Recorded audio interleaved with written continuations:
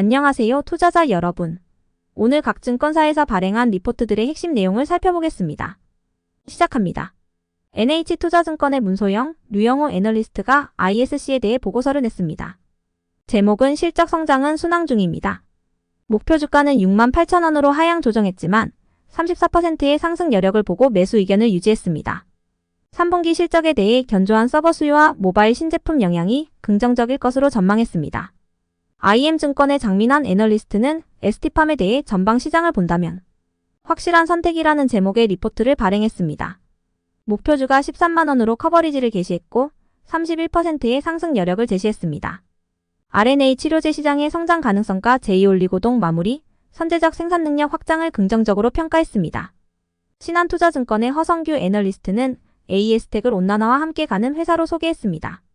국내 유일의 유기물 자외선 차단제 원료 공급사로서의 가치를 강조했고 주력 생산 품목 확대와 고객사 확대 가능성에 주목했습니다. 삼성증권의 최민아, 강영훈 애널리스트는 에코마케팅에 대해 전력 재정비 완료라는 제목의 리포트를 발표했습니다. 목표 주가는 14,000원으로 하향 조정했지만 35%의 상승 여력을 보고 매수 의견을 유지했습니다. 하반기 실적 개선과 데일리앵코의 턴어라운드, 캠페인 수주 확대를 긍정적으로 전망했습니다. NH투자증권의 류영호, 문소영 애널리스트는 주성엔지니어링에 대해 실적에 대한 문제는 없다는 제목의 리포트를 냈습니다. 목표 주가는 35,000원으로 하향 조정했지만 43%의 상승 여력을 보고 매수 의견을 유지했습니다. 3분기에도 긍정적인 실적을 예상했습니다. 유안타증권의 손현정 애널리스트는 캔코아 에어로스페이스에 대해 수주러시로 고속성장 가속화라는 제목의 리포트를 발표했습니다. 글로벌 우주항공 강소기업으로서의 가치를 강조했고 수주 급증과 선제적 증설, 2025년 방산 부문 실적 성장 가속화를 전망했습니다. 한국투자증권의 김창호 채권 애널리스트는 코리아 FT에 대해 NDR 후기, 다음 안내까지 직진입니다. 라는 제목의 리포트를 냈습니다. 하이브리드 HEV 시장에서의 성장과 EREV 주행거리 연장, EV 시장에서의 기회를 긍정적으로 평가했습니다. 신영증권의 박진수 애널리스트는 코스모 신소재에 대해 NDR 후기 25년 기장, 성장 본격화라는 제목의 리포트를 발표했습니다.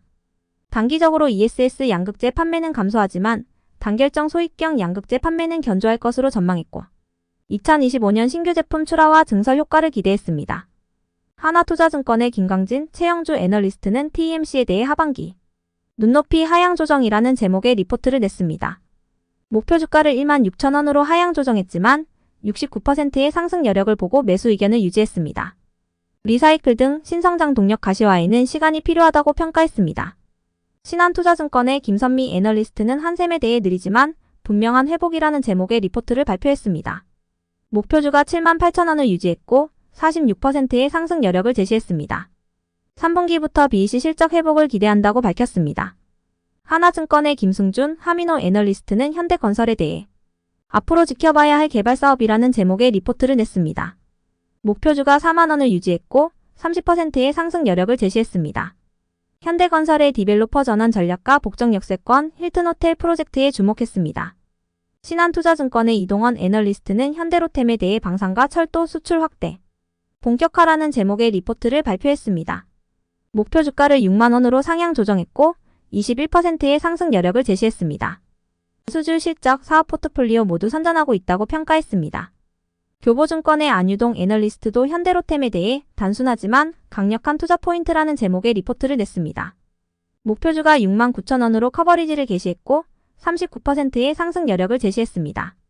폴란드 E-1차 추가 계약 시 2027년까지 성장이 담보된다고 전망했습니다. 삼성증권의 이문영 애널리스트는 현대차에 대해 하이브리드 기술을 유럽에 라이센싱한다면이라는 제목의 리포트를 발표했습니다. 목표주가 36만원을 유지했고 55%의 상승 여력을 제시했습니다. 글로벌 2위 등급 기회와 하이브리드 기술 라이센싱 가능성에 주목했습니다. 그로스리서치의 김주영, 이재모 애널리스트는 후성에 대해 전해액 첨가제 꽃은 2026년 활짝 필 것이라는 제목의 리포트를 냈습니다. 불소화학 기술의 노하우와 전해액 첨가제 리PF6 국내 유일 생산 기업으로서의 가치를 강조했고 2026년 실적 개선을 전망했습니다. 삼성증권의 이창희 이혜인 애널리스트는 리플라에 대해 미생물 활용한 플라스틱 분해 기술 개발이라는 제목의 리포트를 발표했습니다. 고순도 플라스틱 분해 기술 개발과 재활용 플라스틱 순도 측정 기기의 잠재력에 주목했습니다. NH투자증권의 백준기 애널리스트는 i3 시스템에 대해 보면 볼수록 매력적이라는 제목의 리포트를 냈습니다. 비냉각형 센서 사업의 대규모 확대를 예상했고 이익률 높은 모듈 제품 판매 증가를 긍정적으로 평가했습니다. 하나증권의 김성호 애널리스트는 세경하이테크에 대해 다양해지는 모멘텀, 과거로 회귀한 시가총액이라는 제목의 리포트를 발표했습니다. 목표 주가를 8,000원으로 하향 조정했지만 45%의 상승 여력을 보고 매수 의견을 유지했습니다. 키움증권의 박유학 애널리스트는 삼성전자에 대해 메모리 증설 계획 축소, 업황 호조 예상이라는 제목의 리포트를 냈습니다. 목표 주가를 10만원으로 하향 조정했지만 51%의 상승 여력을 보고 매수 의견을 유지했습니다.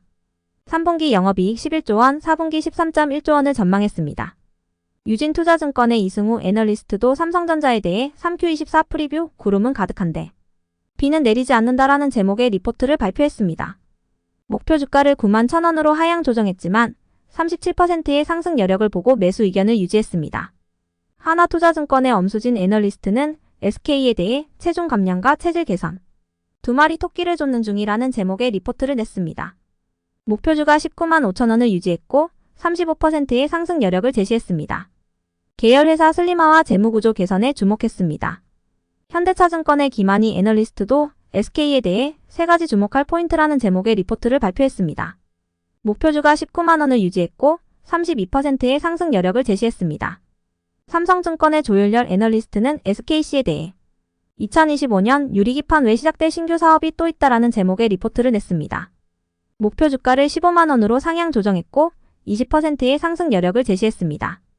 SK리비오의 2025년 상업화 전망과 뷰 사업의 모멘텀에 주목했습니다. 임증권의 이상원 애널리스트는 동아소시오홀딩스에 대해 CMO, 성장 및 로열티 수익 본격화라는 제목의 리포트를 발표했습니다. 목표 주가 15만 5천원을 유지했고 31%의 상승 여력을 제시했습니다. 임증권의 배세호 애널리스트는 삼성이엔더에 대해 육아 플레이는 올드스쿨, 새로운 것을 보자라는 제목의 리포트를 냈습니다. 목표 주가 36,000원을 유지했고 51%의 상승 여력을 제시했습니다. 삼성증권의 조윤열 애널리스트는 LG에너지솔루션에 대해 유럽 COE 배출, 규제 강화에 따른 수혜 규모 점검이라는 제목의 리포트를 발표했습니다. 목표 주가 39만원을 유지했지만 마이너스 6%의 하락 여력을 보고 중립 의견을 제시했습니다. 삼성증권의 조윤열 애널리스트는 SK케미칼에 대해 국내 최초 화학적 재활용 설비 확보라는 제목의 리포트를 냈습니다. 플라스틱 순환경제에서의 SK케미칼의 위치에 주목했습니다. 삼성증권의 이창희 이혜인 애널리스트는 테라클에 대해 해중합 기술 통해 플라스틱 재활용이라는 제목의 리포트를 발표했습니다. 폐플라스틱 재활용 기술의 잠재력에 주목했습니다. 한국IR협의회 리서치센터의 김선호, 이경 애널리스트는 경동도시가스에 대해 울산과 양산의 도시가스 공급 사업자라는 제목의 리포트를 냈습니다. 안정적인 실적 구조를 강조했습니다. 키움증권의 조소정 애널리스트는 마녀공장에 대해 해외 채널 중심, 성장세 지속이라는 제목의 리포트를 발표했습니다. 2분기의 이벤트 효과와 3분기의 지속적인 성장을 전망했습니다. 임증권의 이상원 애널리스트는 바이넥스에 대해 미국 생물보안법, 수혜 및 내년 수익성 개선 가속화라는 제목의 리포트를 냈습니다. 미국 생물보안법 통과에 따른 수혜와 내년 수익성 개선 가속화를 전망했습니다. SK증권의 최관순 애널리스트는 SK에 대해 저평가, 변곡점이라는 제목의 리포트를 발표했습니다. 목표 주가 24만원을 유지했고 66%의 상승 여력을 제시했습니다. 한국투자증권의 최민숙 황준태 애널리스트는 SK하이닉스에 대해 24년 3Q 프리뷰, 나는 나를 넘어선다라는 제목의 리포트를 냈습니다. 목표 주가를 25만원으로 하향 조정했지만 48%의 상승 여력을 보고 매수 의견을 유지했습니다. 신한투자증권의 명지훈 애널리스트는 대한항공에 대해 벌크업에 수반되는 단기적 지방 증가라는 제목의 리포트를 발표했습니다. 목표 주가 3만원을 유지했고 35%의 상승 여력을 제시했습니다. 삼성증권의 장정훈, 서지현 애널리스트는 삼성 SDI에 대해 전방 수요 부진 BS 북미, JV 조기 가동이라는 제목의 리포트를 냈습니다. 목표 주가 46만원을 유지했고 26%의 상승 여력을 보고 매수 의견을 유지했습니다. 임증권의 장민환 애널리스트는 삼성바이오로직스에 대해 CDMO의 가치 상승에 주목이라는 제목의 리포트를 발표했습니다. 목표 주가를 115만원으로 상향 조정했고 18%의 상승 여력을 제시했습니다. 그로스리서치의 김주영, 이재모 애널리스트는 덕산테코피아에 대해 북미 최대 생산 능력을 확보한 전해액 기업이라는 제목의 리포트를 냈습니다. 전해액과 첨가제 수직 계열화를 이룬 기업으로 평가했고 2027년 연 매출액 1조 3천억 원 달성을 전망했습니다. 삼성증권의 이창희 이혜인 애널리스트는 AM폴리에 대해 친환경 고품질 나노셀룰로스 개발이라는 제목의 리포트를 발표했습니다.